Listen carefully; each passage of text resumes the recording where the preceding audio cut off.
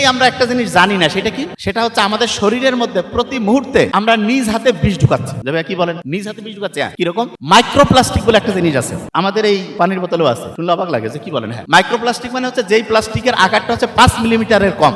এই মাইক্রোপ্লাস্টিক প্রতি মুহূর্তে কেউ যদি সিগারেট খায়, সাথে সাথে কি লোকটা মরে? মরে না, কিন্তু আস্তে আস্তে আস্তে আস্তে সে মৃত্যুর দিকে আগায় যায়। সাথে সাথে মরে না। কেউ যদি কয় কই ভাই আমি টানা 20টা বিড়ি খাইলাম, কিন্তু কই আমি তো এখন অসুস্থ হইলাম না, কিন্তু সে জানি আমি সে মৃত্যুর দিকে আগায় যাচ্ছে। ঠিক তেমনি করে মাইক্রোপ্লাস্টিক, এটা কোথা থেকে আসে শুনলে অবাক হবো।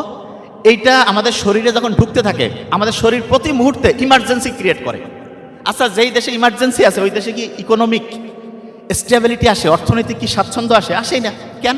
কারণ প্রতি মুহূর্তে জরুরি অবস্থা, প্রতি মুহূর্তে হচ্ছে একটা টেনশন, একটা উদ্বেগ। আমাদের শরীরে যখন মাইক্রোপ্লাস্টিক ঢুকে, প্রতি মুহূর্তে আমাদের শরীর তাকে বাইরের একটা জিনিস মনে করে, এবং সেটা তো বাইরেরই, কারণ প্লাস্টিক তো আমাদের শরীরে ছিল না। এবং এটাকে বাইরের জিনিস মনে করার কারণে প্রতি মুহূর্তে তার সাথে আমাদের ফাইট চলতে থাকে। এবং প্রতি মুহূর্তে যত বেশি মারামারি, আমাদের শরীরের মধ্যে মাইটোকন্ড্রিয়া যেটা শক্তি তৈরি করে, সেইখানে ফ্রি রেডিকেল আছে না, মাইটোকন্ড্রিয়া যখন অক্সিডেটিভ ফসফোরাইলেশন ঘটে, ফ্রি রেডিকেলের পরিমাণ তত বেশি পরিমাণ বাড়তে থাকে। তার মানেটা কি? তার মানে একজনের শরীরে যত বেশি মাইক্রোপ্লাস্টিক আসবে, তত তার শরীরে বেশি ফাইটিং চলতে থাকবে, তত তার শরীরে বেশি ফ্রি রেডিকেল তৈরি হবে। ফ্রি রেডিকেল হচ্ছে এই যে স্ট্রাকচার, এই যে রুমের মধ্যে আমরা আছি, এই অডিটোরিয়ামে যদি ডাস্টবিনের মতো কেউ যদি ময়লা আবর্জনা এখানে ফেলে দেয়, কেউ কি আরাম করে কথা শুনতে পাবো? প্রশ্নই আসে না। মেজাজ গরম হয়ে যাবে না যে কি ব্যাপার, এত দুর্গন্ধ, সবার হচ্ছে কাজের যে গতি নষ্ট হয়ে যাবে। ঠিক তেমনি করে আমাদের শরীরের মধ্যে যখন মাইক্রোপ্লাস্টিকের পরিমাণ বাড়ে, তখন অক্সিডেটিভ, সহজ করে যদি বলি, প্রতি মুহূর্তে যে শক্তি উৎপন্ন হচ্ছে, শক্তি উৎপন্ন হইতে গিয়ে ফ্রি রেডিকেল এইটার পরিমাণ বেশি পরিমাণ বাড়তে থাকে। একটা বডিতে ফ্রি রেডিকেলের পরিমাণ যত বাড়তে থাকবে, ওই লোকটা তত মৃত্যুর দিকে আগায় যাচ্ছে, তত আগায় যাবে। যত দ্রুত বাড়বে তত দ্রুত সে মৃত্যুর দিকে আগায় যাবে। অনেকে মনে করে যে একজনের হায়াত এটা তো বোধহয় ফিক্সড। হায়াতের যে ব্যাপারটা, এটা নিয়ে আমাদের মনে অনেকের মধ্যে একটা মিসকনসেপশন আছে যে এই লোকের হায়াত 90 বছর, এর বোধহয় 100 বছর, এর বোধহয় 200 বছর। নো, হায়াতের ব্যাপার হচ্ছে ইউনিট। হায়াত আসে ইউনিট আকারে। কীরকম ইউনিট? যেমন ধরা যাক আমি এই বিল্ডিংয়ে বলে দিয়েছি যে 1000 ইউনিট ব্যবহার করতে পারবে। কেউ যদি খালি এসি চালায়, দ্রুত ইউনিট শেষ, তাড়াতাড়ি সে হচ্ছে যে দেখা যাবে ইউনিট খরচ হয়ে গেছে। কেউ যদি বলে যে আমি এনার্জি সেভিং বাল্ব ব্যবহার করবো, আস্তে আস্তে আস্তে আস্তে ইউনিট খরচ হবে, তখন দেখা যাবে অনেক লম্বা সময় পর্যন্ত সে আলো দিতে থাকবে এবং সে বেশি পরিমাণ সময় ইনশাআল্লাহ আল্লাহর রহমতে সার্ভিস পাবে। ঠিক তেমনি করে আমাদের যে আয়ুটা, এইটা আমি কত দ্রুত খরচ করব নাকি কত ধীর স্থিরভাবে খরচ করব, এইটার কিছু বুদ্ধি আল্লাহ দিয়েছে। কীরকম? আমরা যদি অক্সিডেটিভ যে ফসফোরাইলেশন প্রতি মুহূর্তে যে বিক্রিয়া করে শক্তি উৎপন্ন করছে, সেই বিক্রিয়া হবে, শক্তি উৎপন্ন হবে, কিন্তু আমার যে ফ্রি রেডিকেল শরীরের মধ্যে যে আবর্জনা, সেইটা যদি কম তৈরি হয়, তাহলে আমার শরীর বেশি দিন পর্যন্ত বাঁচবে।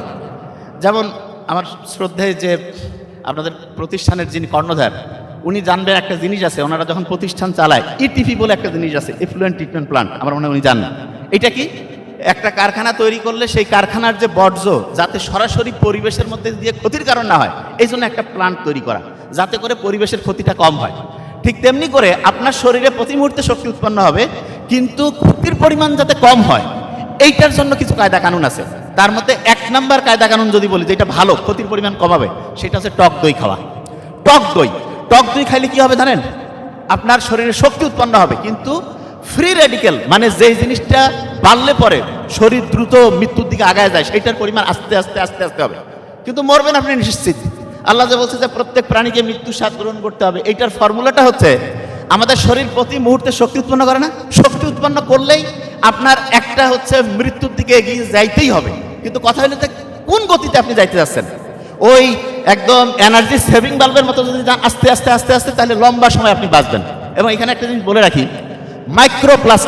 মাইক্রোপ্লাস্টিক এখন এই যে টায়ার, আমরা যে এই যে গাড়ির যে টায়ার, সেইখানকার যে হচ্ছে প্লাস্টিক, সেটা দেখা যাচ্ছে পানির মাধ্যমে হচ্ছে নদীতে মিশতেছে, পুকুরে মিশতেছে, সেইখানকার যে মাছ, সেটা আমরা খাচ্ছি না, ওইটার মাধ্যমে আমাদের শরীরে আসতেছে।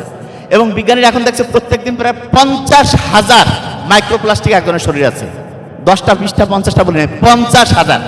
এটা একদিন, এক সপ্তাহ, 1 মাস, 3 মাস, 6 মাস, 9 মাস, 1 বছর, এরকম করে 5 বছর 10 বছর হইল, দেখবেন বেশিরভাগ উচ্চ পদস্থ যে লোকজন, বেশিরভাগ জন মারা যায় হচ্ছে ক্যান্সারে। এখন বড় বড় শিল্পপতি, বিলিয়নিয়ার, আমেরিকা থেকে শুরু করে সারা দুনিয়া আপনি দেখেন মারা গেছে, বেশিরভাগ জন লোক মারা যাবে হচ্ছে ক্যান্সারে। কি কারণে হইল? ক্যান্সারের যদি মূল কারণ আপনি খুঁজেন, তাহলে দেখবেন যে আমাদের যে ডিএনএ আছে, সেই ডিএনএ এর মধ্যে একটা গ্যাঞ্জাম লেগে গেছে, যেটাকে আপনারা মিউটেশন জানেন তো নিশ্চয়ই। ডিএনএ এর মধ্যে কোনো একটা পরিবর্তন আসছে, এই ডিএনএ এর পরিবর্তনটা শরীরে মাইক্রোপ্লাস্টিক যত বাড়বে তত ডিএনএ এর পরিবর্তন খারাপের দিকে যাওয়ার সম্ভাবনা বাড়বে। এই জন্য বুদ্ধিটা কি? বুদ্ধি হচ্ছে প্লাস্টিক সব বাতিল, মাটিতে যাইতে হবে। আল্লাহ মাটি থেকেই শরীর বানিয়েছে না, সব কিছু মাটির করেন। আমি বলবো আপনি করতে পারেন, আমরা আমার বাসায় করছি এবং আমি নিজে দেখছি যে এটা অন্যরকম ইফেক্টিভ। মাটির হচ্ছে কন্টেইনারে রান্না, মাটির হচ্ছে প্লেটে খাওয়া, মাটিতে হাঁটা, মাটিতে হচ্ছে ঘোরা, বাচ্চা কাচ্চাদের মাটিতে গড়গড়া করানো, যে মানে বাচ্চা কাচ্চা ওই যে গ্রামে দেখেন না মাটির মধ্যে ঘোরাফেরা করে। অনেকে মনে করে শহরের মধ্যে থাকবো মাটি লাগবে না, মাটি আপনার শরীরের জন্য সবচেয়ে দামি জিনিস। আমি তো বলি মাটি হচ্ছে অ্যান্টিঅক্সিডেন্টের মতো। অ্যান্টিঅক্সিডেন্ট কি করে? অক্সিডেটিভ ফসফোরাইলেশনের বিক্রিয়া থেকে ফ্রি রেডিকেল, মানে যেটা মৃত্যুর দিকে আগায় যায় সেইটার তৈরির পরিমাণটা ক্রমাগত কম কম করে। এইটা সবচেয়ে গুরুত্ব দিবেন। বাসায় যত প্লাস্টিকের জিনিস আছেন বিশ্বাস করেন সবগুলো বাতিল করেন, সব বাতিল। আরেকটা জিনিস, অনেকে মনে করে যে বিভিন্ন জার্নালে আমরা একটা তথ্য পাইলাম, এটা বোধহয় ঠিক। শোনেন, আপনারা বিশেষ করে যারা ডক্টর আছেন, যে কোনো ডক্টর খালি একটা রিসার্চ পেপার দেখে বিশ্বাস করবেন না। আমেরিকা, ইউরোপে থ্যালিডোমাইড বলে একটা ড্রাগ আছে, থ্যালিডোমাইড। ওনারা বলল যে এই ড্রাগটা একটা ম্যাজিক্যাল ড্রাগ। কিসের জন্য? ছোট্ট মায়ের গর্ভে যখন হচ্ছে ছোট্ট শিশু আসে তখন মর্নিং সিকনেস হয় না মেয়েদের? গর্ভের প্রথম দিকে দেখা যায় হরমোনাল যে হচ্ছে যে একটা বৈপরীত্য তৈরি হয়, এই কারণে কিন্তু দেখা যায় মর্নিং সিকনেস আসে। তখন ইউরোপ থেকে বলল থ্যালিডোমাইড এই ড্রাগটা একটা ম্যাজিক্যাল ড্রাগ, এই ড্রাগটা মেয়েদের হচ্ছে যে মর্নিং যে সিকনেস আছে সেটা হচ্ছে দূর করে দিবে। বড় বড় কোম্পানি বলতেছে, সবাই খাওয়া শুরু করে দিল।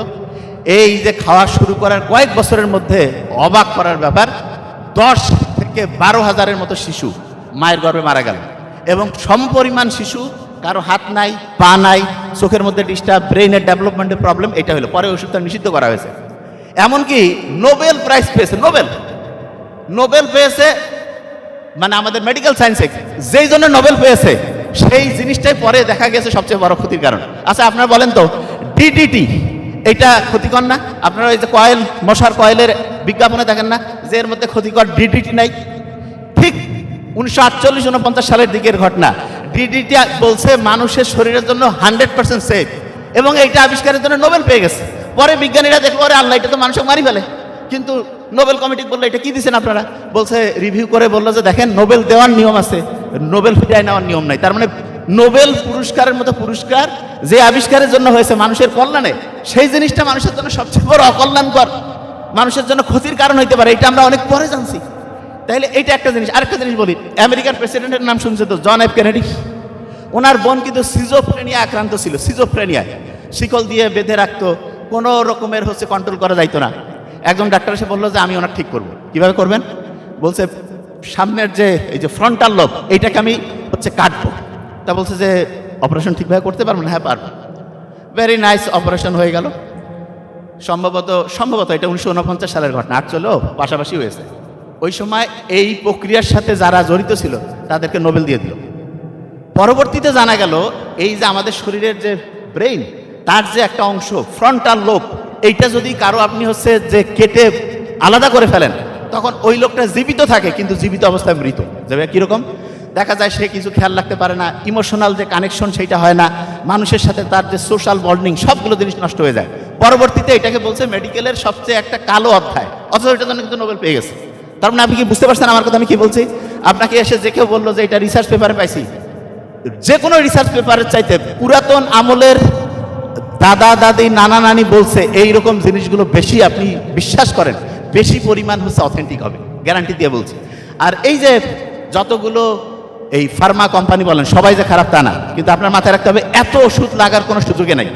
আমরা যদি রেগুলারিটি মেনটেন করে আমাদের শরীরকে পুষ্টিকর উপাদান দিতে পারি, তাহলে বিশ্বাস করেন ওষুধপত্র জিরোতে নামানো সম্ভব, জিরো।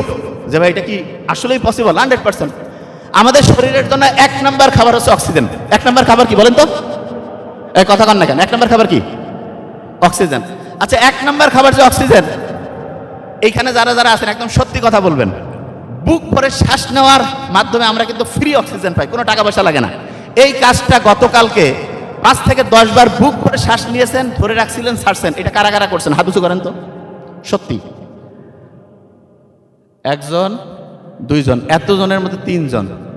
আচ্ছা, কারো কি টাকা লাগতো নাকি যে গভর্নমেন্ট চেঞ্জ হয়েছে বা আগের গভর্নমেন্ট যেই থাক, টাকার কি সুযোগ আছে যে বুক ভরে শ্বাস নিলে টাকা লাগবে? আছে নাকি? আছে। তাহলে আমরা যে সবসময় সরকার তো ভালো খারাপ থাকে, কিন্তু দেখেন আমাদের এই যে লাস্ট এদিক কয়েক মিনিট আছি, এই বুক ভরে শ্বাস নেওয়ার যে প্রক্রিয়া, এই প্রক্রিয়ার মধ্যে কোনো টাকা লাগে না, কিচ্ছু লাগে না। এটা যদি টাকা দিয়ে হইতো তাহলে তো বলতাম যে ভাই দাম বাড়ছে, তার মানে আমাদের অভ্যাসের মধ্যে সমস্যা আছে।